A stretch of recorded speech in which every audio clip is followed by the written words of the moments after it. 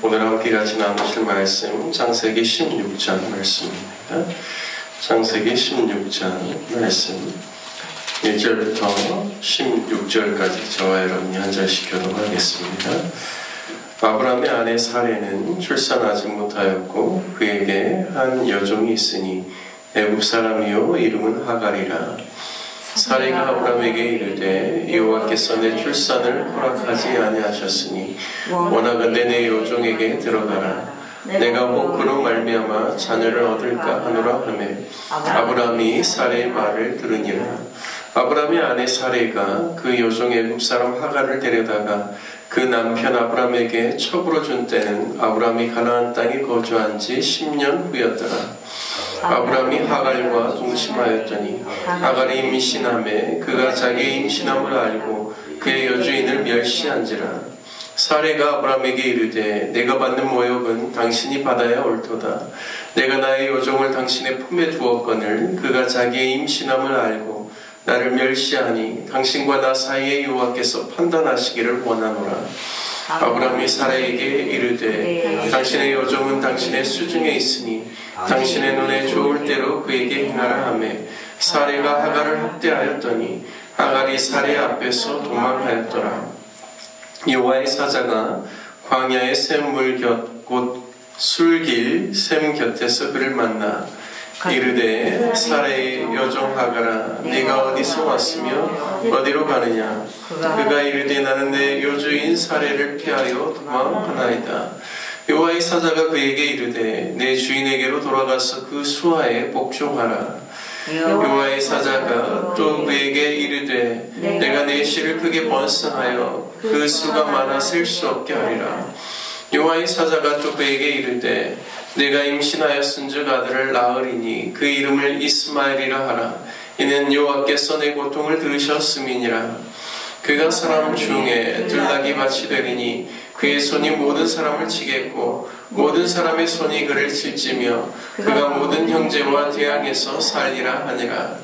하갈이 자기에게 이르신 여호와의 이름을 나를 살피시는 하나님이라 하였으니 이는 내가 어떻게 여기서 나를 살피시는 하나님을 비웃는고 함이라. 이러므로 그 샘을 들날라라 불렀으며 그것이 가데스와 게네사라에 있더라.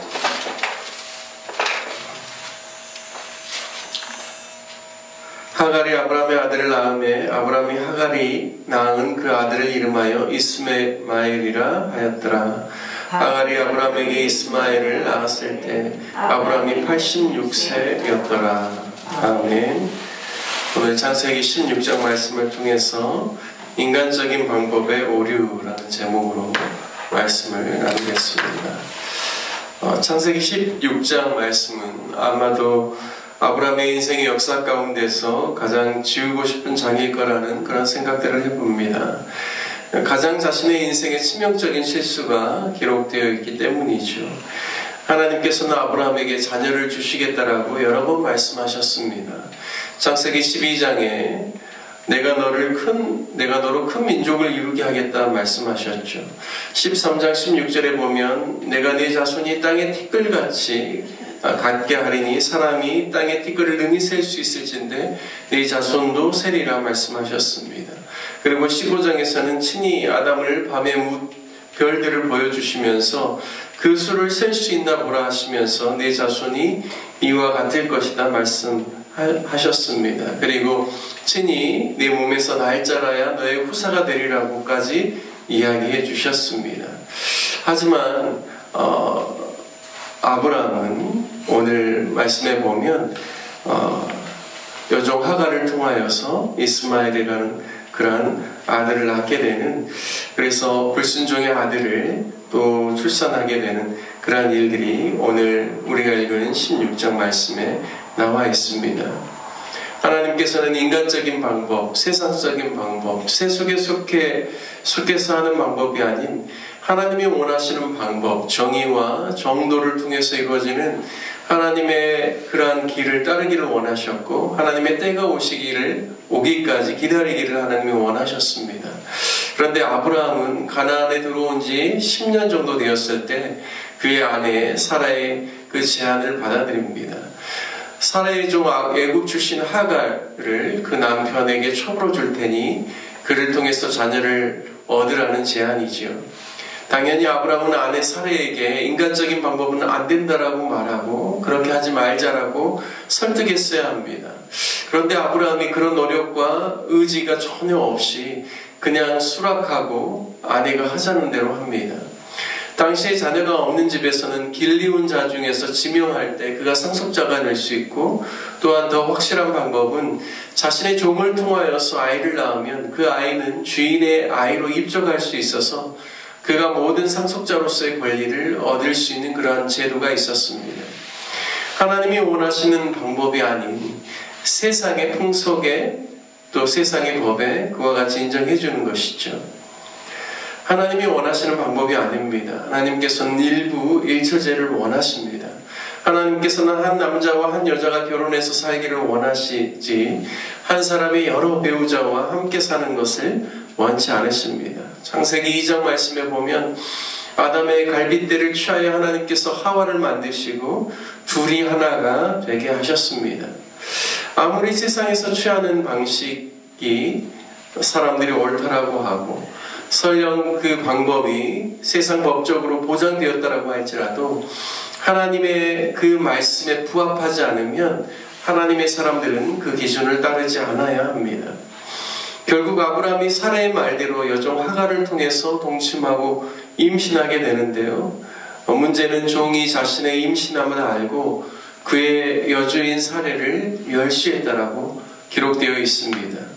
당시 고대 근동에서는 자녀를 낳지 못하는 것은 하나님의 저주로 여겨졌기 때문에 하갈은 자신이 하나님께 복을 받은 사람이고 그래서 임신하였고 그의 여주인은 하나님께 저주를 받은 여자이기 때문에 아마 그의 생각에는 그가 그 주인을 멸시해도 된다라고 생각했던 것 같습니다. 사라의 입장에서는 얼마나 당황스러운 일이겠습니까?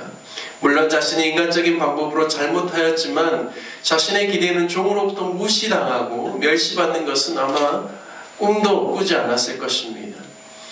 하나님의 약속을 신뢰하지 못하고 기다리지 못함으로 조급하게 인간적인 방법을 통해서 무엇인가 얻고자 하고 해결하려고 할 때 결국 정도가 아닌 것은 반드시 문제를 일으키고 또 삶에 더 큰 어려움을 준다는 사실을 분명하게 보여주고 있습니다. 결국 이런 상황 속에서 사라는 아브라함에게 하소연을 하고 화를 내지요. 내가 받는 모욕은 당신이 받아야 옳도다라고 말합니다.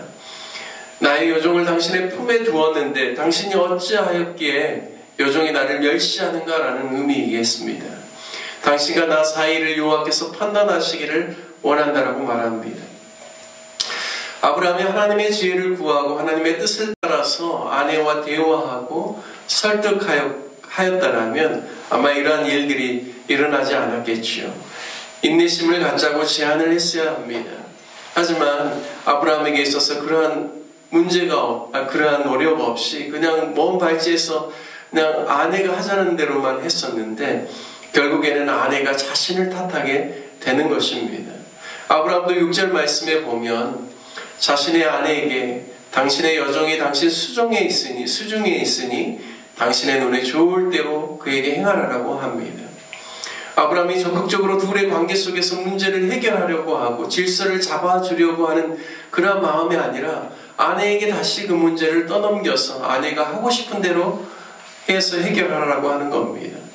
참 성숙하지 못한 아브라함의 모습으로 인하여서 계속해서 문제가 해결되지 못하는 것을 보여주고 있습니다.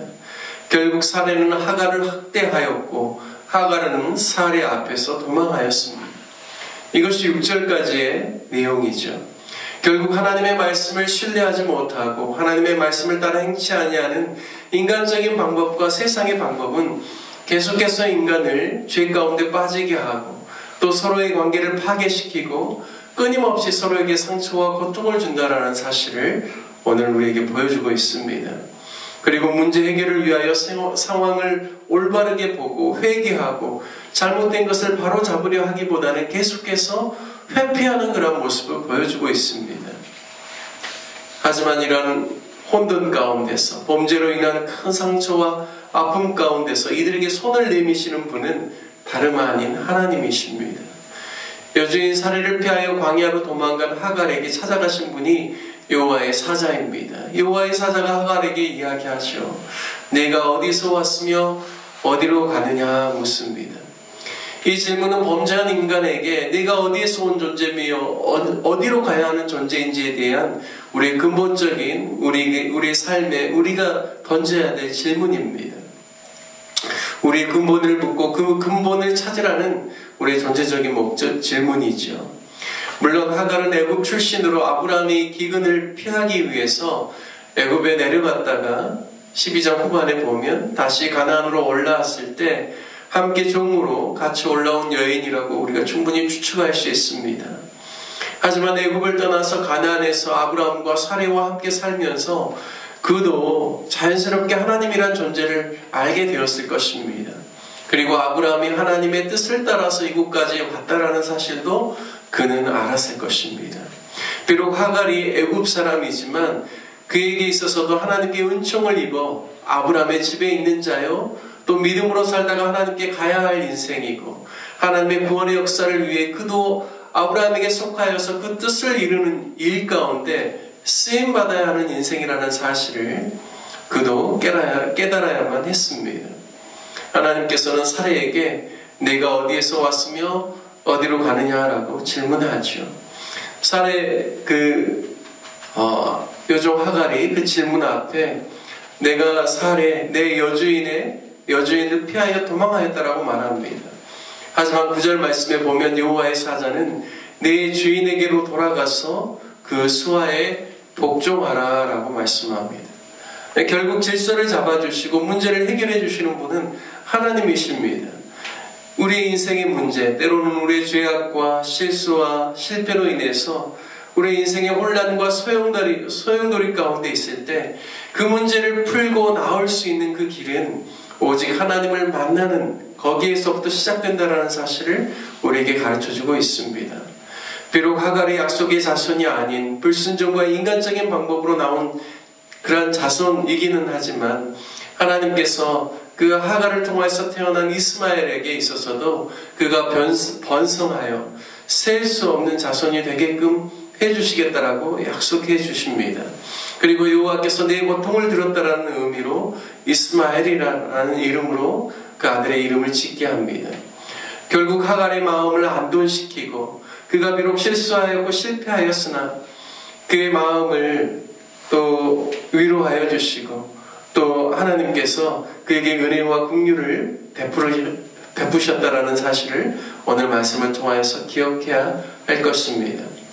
하지만 이 가정의 가장 영적인 권위자라고 할 수 있는 아브라함에게는 그 책임을 물으십니다. 그의 나이 86세에 이스마엘을 낳았는데 무려 그가 99세가 될 때까지 성경에서는 그에 대한 어떠한 기록도 없습니다. 결국 하나님의 그 약속에 대한 불순종과 불신앙은 하나님의 때를 지연시키는 결과를 가져온다라는 것입니다. 하나님과의 친밀함에서부터 떠나 정말 인간적인 모습만을 가지고 13년을 지낸다라는 것은 그것은 믿음의 사람에게 있어서는 참 큰 불행이요 고통입니다. 저와 여러분이 어떠한 상황과 환경 속에서도 하나님의 약속을 붙잡고 기다릴 수 있는 그러한 인내를 갖는 하나님의 사람들 되시기를 주님의 이름으로 축복합니다. 우리의 그 기도의 응답이 때로는 더뎌지더라도 하나님의 분명한 뜻이 있고 섭리가 있음을 믿고 늘 인내할 수 있는 그러한 아름다운 신앙을 갖게 되시기를 주님의 이름으로 축복합니다. 하나님의 뜻을 이루는 데 있어서 인간적인 생각과 방법은 오히려 그 성취를 당기는 것이 아니라 지연시킨다라는 것을 깨달으면서 우리가 매일매일 주님께 순종하고 또 말씀을 붙드는, 약속을 붙드는 삶을 사시기를 주님의 이름으로 축복합니다. 오늘 말씀 적용하며 기도하기를 원합니다. 늘 하나님이 우리의 삶 가운데 신실하게 또 역사하시는 것처럼 우리도 하나님 앞에서 신실한 하나님의 사람들이 될 수 있기를 위해서 기도합시다.